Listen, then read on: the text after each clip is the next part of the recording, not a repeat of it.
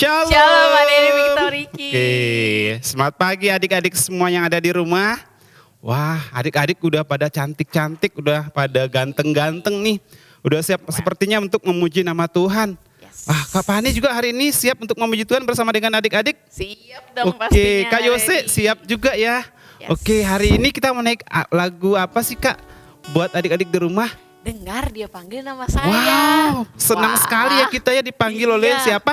Tuhan Yesus. Yesus. Ayo adik-adik bangkit berdiri semuanya. Kita naikkan pujian dengar dia panggil nama saya.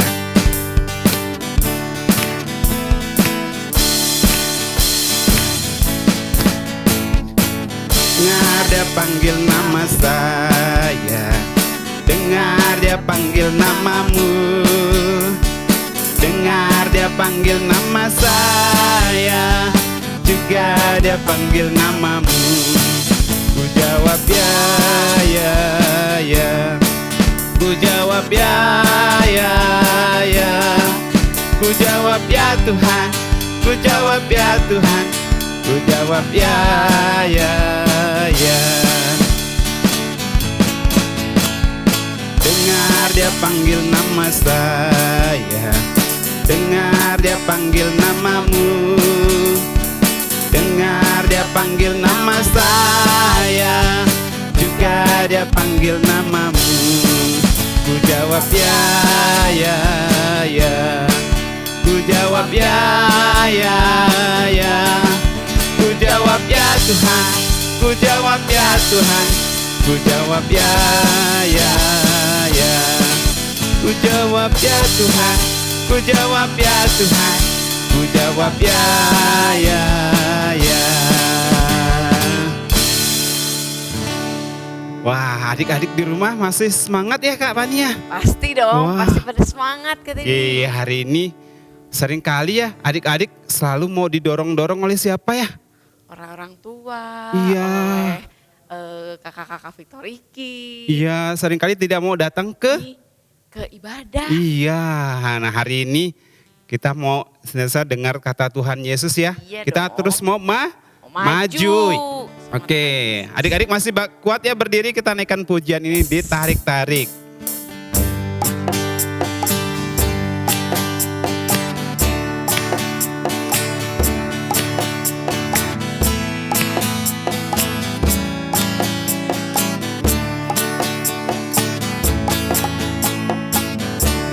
Ditarik-tarik, mengapa tak mau datang?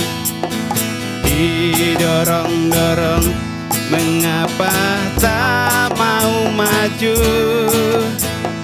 Tuhan Yesus telah lama menunggu. Janganlah nanti ketinggalan. Kata siapa Kak? Hanya kata Tuhan Yesus. Majulah, ayo maju terus. Jangan Tuhan terbuka bagimu. Katanya, kata Tuhan Yesus. Majulah, ayo maju terus. Janganlah nanti engkau ketinggalan. Ditarik-tarik, ditarik-tarik, mengapa tak mau datang? Didorong-dorong, mengapa tak mau maju? Tuhan Yesus telah lama menunggu. Janganlah nanti ketinggalan. Kata siapa adik-adik? Katanya, kata Tuhan Yesus. Majulah, ayo maju terus. Jangan Tuhan terbuka bagimu. Katanya, kata Tuhan Yesus. Majulah, ayo maju terus. Janganlah nanti engkau ketinggalan. Janganlah nanti engkau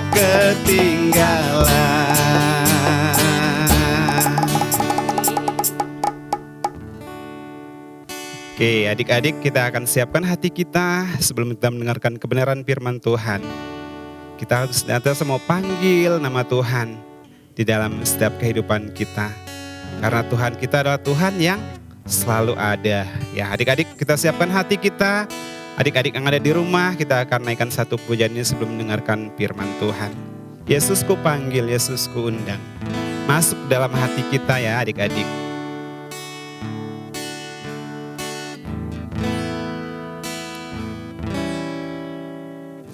Yesus ku panggil, Yesus ku undang, masuk dalam hatiku. Yesus ku panggil, Yesus ku panggil, Yesus ku undang, masuk dalam hatiku. Memimpin, menuntun setiap langkah hidupku, sucikan, kuduskan semua dosaku. Yesus ku panggil, Yesus ku panggil, Yesus ku undang, masuk dalam hatiku. Yesus ku panggil, Yesus ku undang, masuk dalam hatiku. Memimpin, menuntun setiap langkah hidupku, sucikan, kuduskan semua dosaku. Memimpin, menuntun setiap langkah hidupku, sucikan, kuduskan semua dosaku. Sucikan, kuduskan semua dosaku.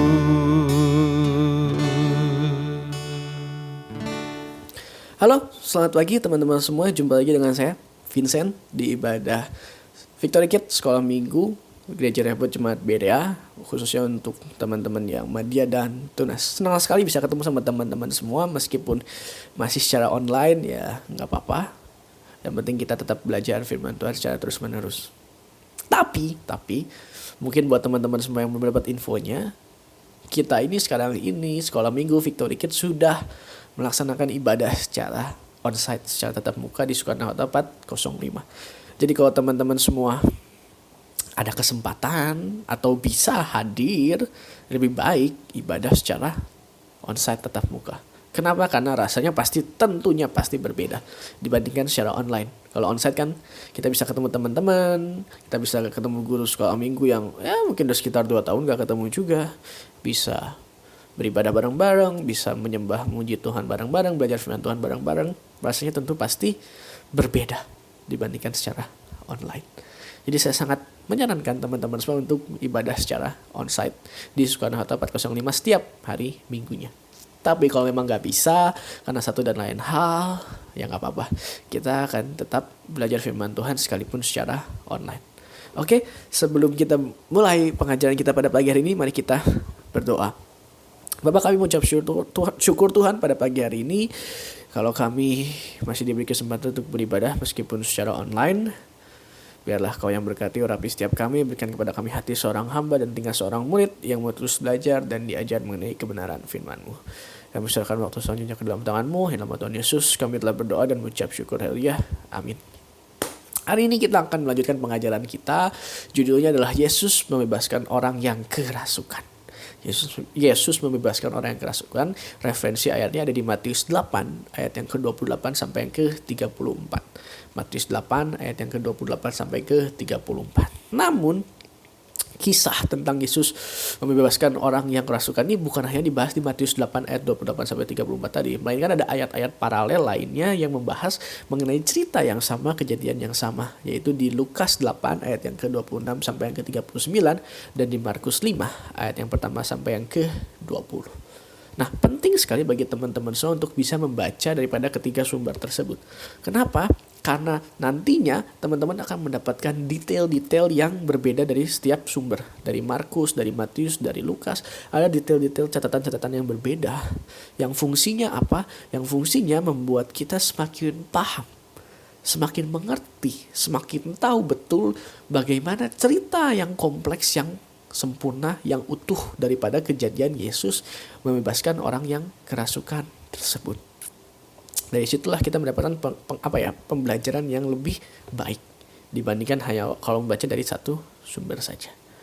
Oleh karena itu saya menyarankan teman-teman semua untuk membaca di rumah nanti yang Lukas 8 ayat yang ke-26 sampai yang ke-39 dan Markus 5 ayat yang pertama sampai yang ke-20. Pagi hari ini saya akan membacakan buat teman-teman semua yang Matius 8 ayat yang ke-28 sampai yang ke-34. Mari kita baca. Matius 8 ayat yang ke-28 sampai yang ke-34. Setibanya di seberang, yaitu di daerah orang Gadara, datanglah dari perkuburan 2 orang yang kerasukan setan menemui Yesus. Mereka sangat berbahaya, sehingga tidak seorang pun yang berani melalui jalan itu. Dan mereka itu pun berteriak, katanya, "Apa urusanmu dengan kami, hai anak Allah? Adakah engkau kemari untuk menyiksa kami sebelum waktunya?" Tidak jauh dari mereka itu sejumlah besar babi sedang mencari makan. Maka setan-setan itu meminta kepadanya, katanya, "Jika engkau mengusir kami, suruhlah kami pindah ke dalam kawanan babi itu." Yesus berkata kepada mereka, "Pergilah." Lalu keluarlah mereka dan masuk ke dalam babi-babi itu. Maka terjunlah seluruh kawanan babi itu dari tepi jurang ke dalam danau dan mati di dalam air. Maka larilah penjaga-penjaga babi itu, dan setibanya di kota, diceritakanlah segala sesuatu, juga tentang orang-orang yang kerasukan setan itu. Maka keluarlah seluruh kota mendapatkan Yesus. Dan setelah mereka berjumpa dengan dia, mereka pun mendesak supaya ia meninggalkan daerah mereka. Jadi singkatnya adalah ketika Yesus sampai ke suatu daerah, ia bertemu dengan orang yang kerasukan setan. Kemudian terjadi sedikit pembicaraan, conversation di situ antara Yesus dengan setan-setan tersebut. Dan akhirnya Yesus mengusir setan-setan tersebut, dan setan-setan tersebut masuk ke kawanan babi-babi. Akhirnya babi-babi itu loncat ke danau, akhirnya mati. Dan si penjaga babi tersebut di situ melihat hal tersebut dan lari ke tengah kota gitu, ke kota, dan menceritakannya kepada semua orang. Dan hasilnya akhirnya adalah bukannya mereka malah memuji atau menyembah Yesus, melainkan mereka mengusir Yesus. Itulah ringkasan cerita sederhananya gitu ya dari Matius 8 ayat 28 sampai 34 tadi. Nah, poin pertama yang mau saya sampaikan buat teman-teman semua adalah kalau teman-teman baca yang Matius 8 ayat 28 sampai 34 tadi dan dibandingkan dengan Lukas dan Markus, teman-teman akan melihat sebuah perbedaan, yaitu mengenai lokasi di mana kejadian tersebut terjadi. Di Matius dikatakan kejadian tersebut terjadi di daerah orang Gadara. Tapi kalau teman-teman baca di Lukas dan Markus, teman-teman akan melihat bahwa kejadian tersebut ditulis terjadi di daerah Gerasa. Nah, apakah ini menunjukkan bahwa Alkitab ini ngaco? Apakah Alkitab ini ngawur, atau mungkin sekedar tipu, atau mungkin salah gitu Alkitab gitu. Nah, saya mau bilang bahwa Alkitab tidak pernah salah. Alkitab ini adalah firman Allah. Jadi seluruhnya isinya di dalamnya tidak mungkin ada tipu, tidak mungkin ada kesalahan, tidak mungkin ada hal yang ngaco, tidak mungkin ada hal yang ngawur. Oleh karena itu, kenapa bisa berbeda? Di Matius dikatakan Gadara, di Lukas dan Lukas dan Markus dikatakan Gerasa. Nah, ahli-ahli teologi menyimpulkan, berpendapat, dan tentunya dengan riset-riset ya, menyatakan bahwa sepertinya kejadian Yesus mengusir setan tersebut terjadinya di antara Gadara dan Gerasa. Kenapa? Karena Gadara dan Gerasa ini memang dua daerah yang berbeda. Jaraknya nggak terlalu jauh, kurang lebih ya mungkin hanya sekitar 20 km kalau saya nggak salah. Jaraknya jadi cukup dekat antara dua kota ini, antara dua daerah ini, dan kemungkinan terjadi di antara dua daerah tersebut.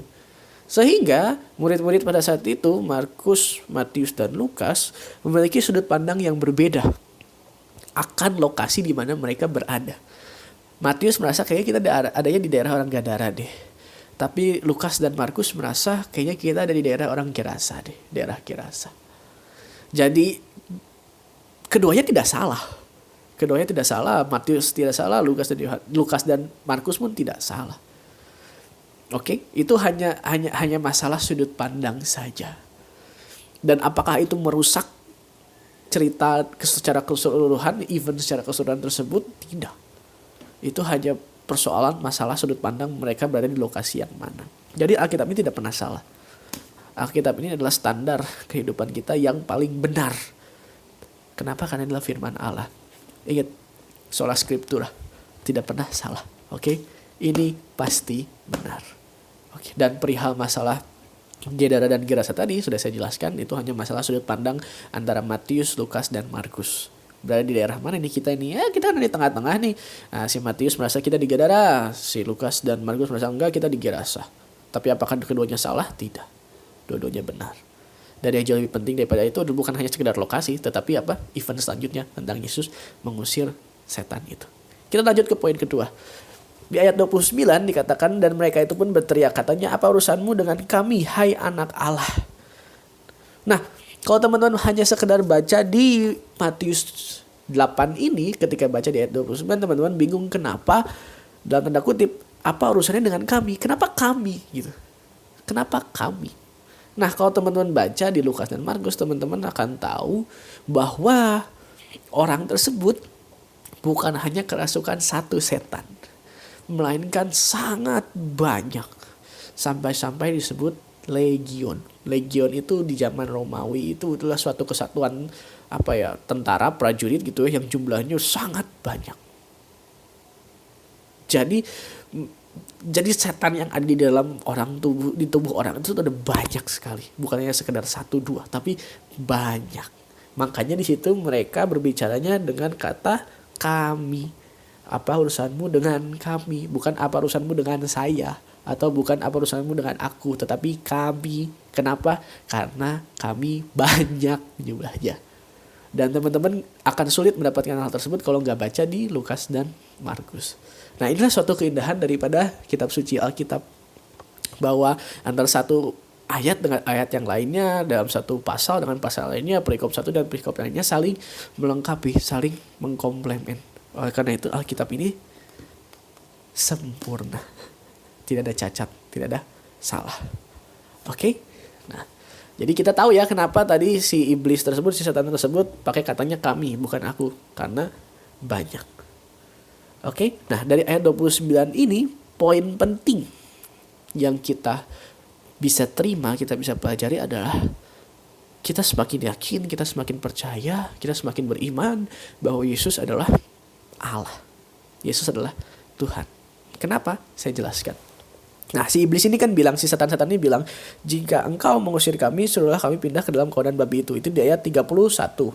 Di ayat 29, apa urusanmu dengan kami, hai anak Allah? Adakah engkau kemari untuk menyiksa kami sebelum waktunya? Adakah engkau kemari untuk menyiksa kami sebelum waktunya? Nah, kalau teman-teman baca Alkitab, teman-teman akan langsung connect, akan langsung tahu, akan langsung paham bahwa yang dimaksud daripada si legion ini, si setan-setan ini adalah tentang penghakiman terakhir, tentang neraka. Sebelum waktunya itu apa? Sebelum waktunya itu maksudnya adalah ya tadi, akhir zaman.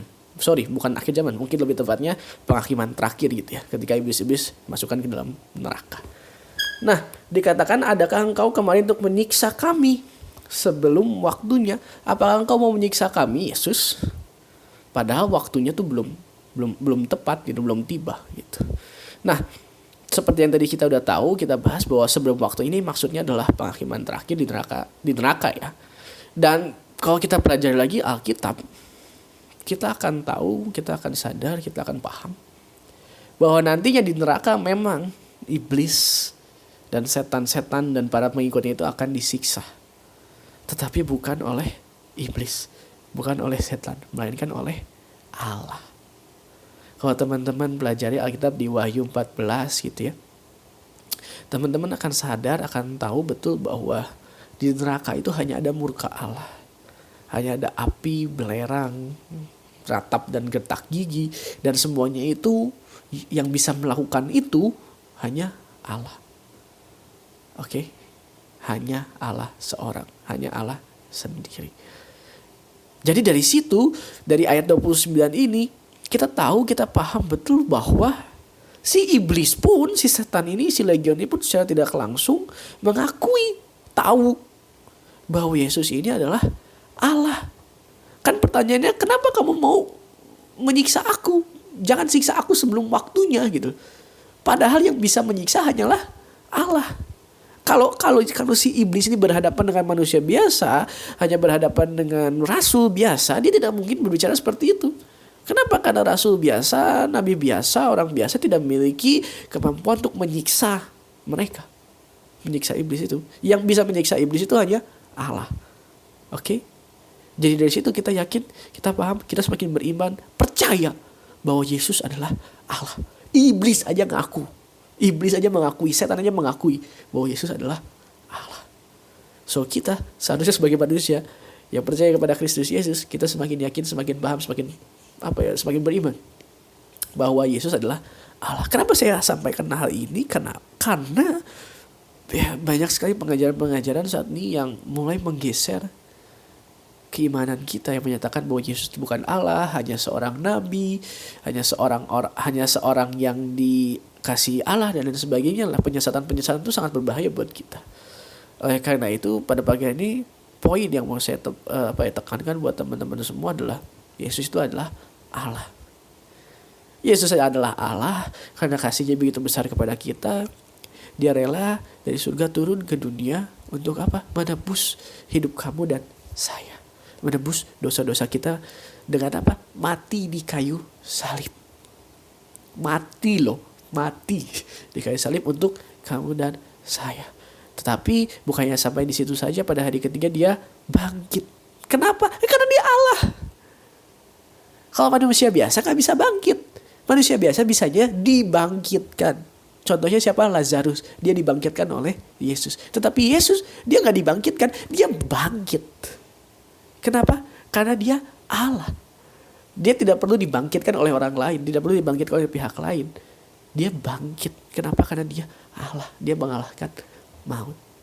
Oke? Itu poin yang penting yang mau saya sampaikan buat teman-teman semua, bahwa Yesus adalah Allah. Dan kalau teman-teman baca di ayat selanjutnya 30-31 tadi, Yesus mengusir, sana, pergi. Kamu kan maunya ke babi ya, sana, pergi ke babi. Itu menunjukkan bahwa kuasa Yesus sangat dahsyat, sangat luar biasa. Dia bisa usir setan lah, sana keluar, masuk babi.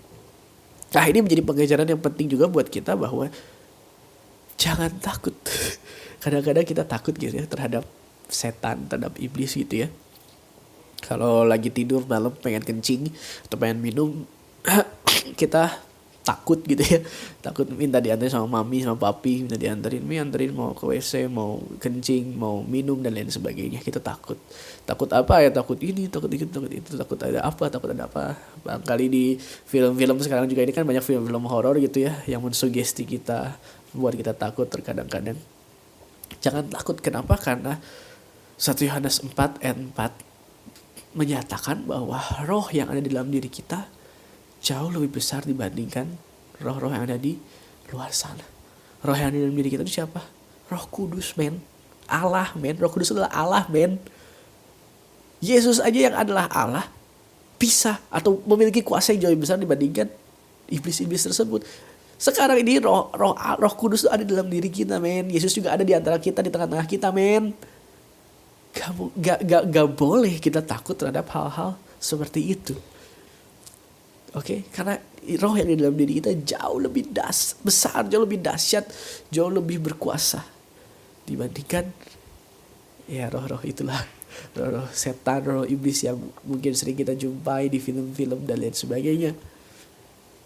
Hati-hati, jangan takut terhadap hal-hal seperti itu. Justru mungkin yang perlu kita waspadai adalah roh-roh lain. Kenapa? Karena Paulus bilang, karena perjuangan kita, pertarungan kita ini sebenarnya bukan melawan darah dan daging, melainkan roh-roh jahat di udara. Nah, roh-roh apa yang berbahaya itu yang patut kita waspadai, yaitu roh-roh yang membuat kita semakin jauh daripada Allah. roh-roh kepalasan, roh-roh kebencian, roh-roh kekecewaan yang membuat kita semakin menjauh daripada Allah, membuat kita semakin gak mau ke gereja, gak mau beribadah dan lain sebagainya. Itu yang justru perlu kita waspadai, yang perlu kita hati-hati sekali. Nah, bagaimana cara menangkal hal seperti itu? Tentunya dengan mendekatkan diri kepada Tuhan, mendekatkan diri kepada Allah, belajar firman Tuhan, beribadah, komsel dan lain sebagainya. Karena ingat, si iblis itu sudah siap-siap seperti singa yang singa yang mengaum-ngaum, yang siap melahap kita kalau kita lemah sedikit aja. Tetap kuat, tetap terus belajar firman Tuhan sampai akhir hidup kita. Oke, itu poin lainnya yang mau saya sampaikan buat teman-teman semua. Dan poin lainnya adalah, ya tadi seperti yang kita udah bahas, bahwa di neraka itu adalah iblis disiksa. Dan iblis dan para pengikutnya disiksa oleh murka Allah. Jadi bukan iblis yang menyiksa. Kadang kan ada orang-orang pendeta-pendeta, pastor gitu yang memberikan kesaksian gitu ya, dibawa oleh Tuhan ke neraka dan lain sebagainya, sehingga ia melihat bahwa lidah-lidah orang dipotong, ditusuk dan lain sebagainya. Saya kira itu penyesatan. Kenapa? Karena iblis gak mungkin menyiksa, memotong lidah, memotong tangan dan lain sebagainya. Wong iblis aja disiksa kok, gimana dia mau menyiksa orang lain? Kan gak mungkin gitu kan. Makanya saya kira itu penyesatan lah, itu hal-hal yang salah. Baik teman-teman percaya kepada satu-satunya standar, yaitu Alkitab. Alkitab bilang apa? Iblis itu disiksa, setan itu disiksa di neraka bersama dengan para pengikutnya. Yang disiksa itu siapa? Allah sendiri. Bukan iblis. Bukan iblis yang menyiksa. Oke? Nah, itu satu kebenaran lagi buat teman-teman semua agar lebih cermat dalam dalam menanggapi hal-hal di media sosial. Banyak orang-orang pastor-pastor yang kadang suka seenaknya ngomong. Teman-teman harus hati-hati. Selalu cek kebenarannya sesuai dengan Alkitab atau tidak. Oke, poin selanjutnya, poin yang saya mau bahas adalah di ayat yang ke-31. Ayat 31 tadi ya. Jika engkau mengusir kami, suruhlah kami pindah ke dalam kawanan babi tersebut. Kemudian ayat 32, Yesus berkata, pergilah. Akhirnya si legion tersebut masuk ke dalam babi. Kemudian penjaga-penjaga babi tersebut lari dan diceritakan di kota, dan akhirnya Yesus diusir. Nah, pertanyaannya kok bisa ya? Ketika orang-orang diceritakan tersebut bukannya malah sujud menyembah Yesus, malah mengusir Yesus. Ada dua kemungkinan yang saya pikirkan mungkin ini dua kemungkinan yang terjadi. Yang pertama adalah mereka ini merasa Yesus bisa mengusir setan tersebut karena menggunakan kuasa-kuasa iblis, kuasa-kuasa kegelapan. Kenapa bisa hal seperti itu? Apakah mungkin? Ya, mungkin.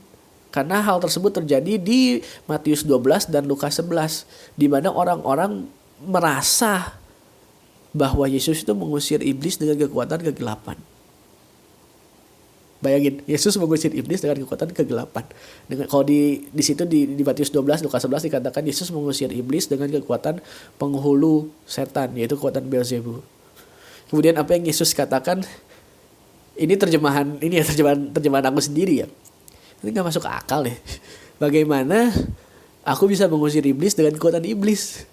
Tentunya kerajaannya akan hancur gitu ya. Jadi nggak masuk akal teman-teman.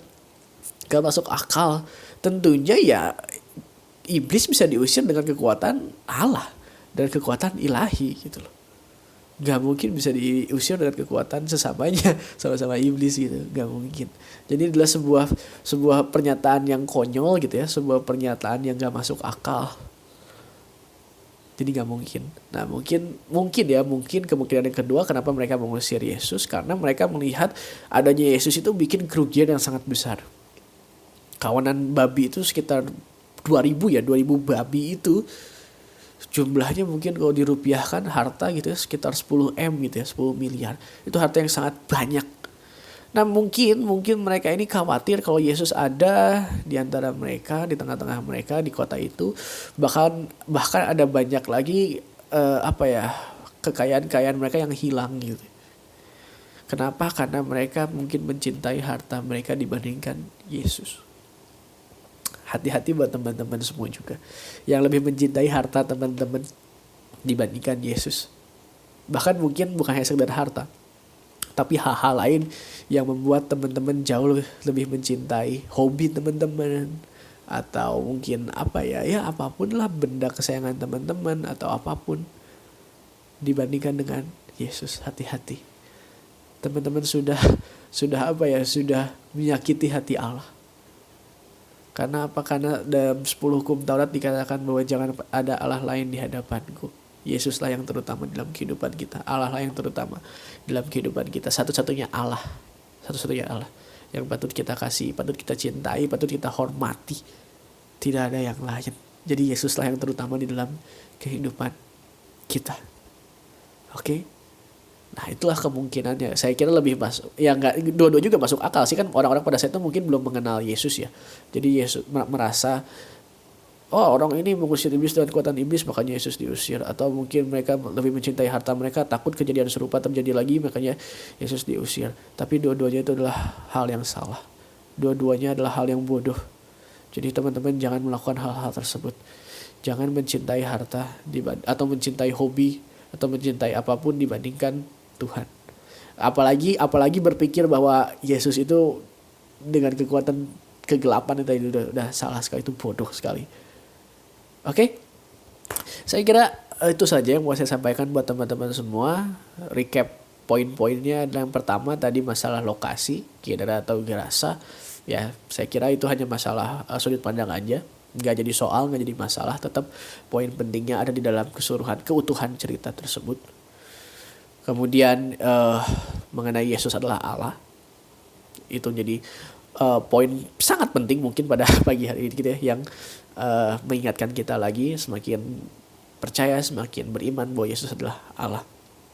Kemudian poin selanjutnya adalah penghukuman datangnya dari Allah, dari neraka itu penyiksaan datangnya daripada Allah. Jadi bukan iblis nyiksa iblis, bukan setan nyiksa setan, bukan setan nyiksa manusia yang di neraka, bukan, itu penyesatan, itu kesalahan. Oke, hati-hati dalam meresponi di media sosial gitu ya, banyak pester-pester yang seenaknya asal comot-comot Alkitab. Lalu poin selanjutnya adalah kuasa Allah yang jauh lebih besar dibandingkan kuasa iblis di dalam diri kita. Ada roh yang jauh lebih dahsyat, jauh lebih luar biasa dibandingkan roh-roh di luar sana. Jadi gak perlu takut lagi kencing malam, minum malam, gak usah takut lagi. Kenapa? Karena ada Yesus di antara kita. Yesus di tengah-tengah kita, ada Roh Kudus di dalam diri kita. Jangan takut. Justru yang kita waspadai adalah roh-roh jahat yang membuat kita semakin menjauh daripada Allah. Tetap terus belajar firman Tuhan, saat teduh, renungan dan lain sebagainya, beribadah, terus dekatkan diri kita kepada Allah. Dan poin terakhir adalah jangan menduakan Yesus, jangan menduakan Allah. Oke? Jangan lebih mencintai aktivitas kita, lebih mencintai hobi kita, lebih mencintai harta kita dibanding Allah. Itu salah. Oke? Saya kira itu yang mau saya sampaikan pada pagi ini buat teman-teman semua. Semoga teman-teman semua bisa belajar banyak hal, bisa mendapat banyak hal firman Tuhan yang ditabur di dalam teman-teman semua, bisa menjadi rema, bisa menjadi pembelajaran untuk menuntun teman-teman semua menghadapi hari-hari depan yang gak tahu apa yang bakal terjadi, tapi bersama Tuhan kita pasti bisa. Tuhan sudah siapkan yang terbaik buat teman-teman semua. Ayat hafalannya di 1 Yohanes 4 ayat 4b nanti mungkin bisa ditampilkan di mana di sini, yang mengingatkan kita lagi bahwa roh yang di dalam diri kita jauh lebih dahsyat, jauh lebih berkuasa dibandingkan roh-roh yang di luar sana. Oke? Mari kita tutup di dalam doa. Mari kita berdoa. Bapa, terima kasih pada pagi ini kami boleh belajar mengenai kebenaran firman-Mu yang menyatakan bahwa Engkau adalah Allah, satu-satunya Allah dalam kehidupan kami, dan jauh lebih dahsyat, jauh lebih luar biasa dibandingkan roh-roh apapun yang ada di luar sana. Biarlah ini menjadi reminder buat kami untuk selalu percaya kepada Engkau, untuk tidak takut lagi terhadap hal seperti itu, melainkan lebih bersungguh-sungguh lagi mengasihi Engkau dalam kehidupan kami, Tuhan. Terima kasih ya Tuhan, terima kasih. Kami serahkan waktu selanjutnya ke dalam tangan-Mu. Dalam nama Yesus kami telah berdoa dan mengucap syukur. Haleluya, amin. Selamat hari Minggu. God bless you.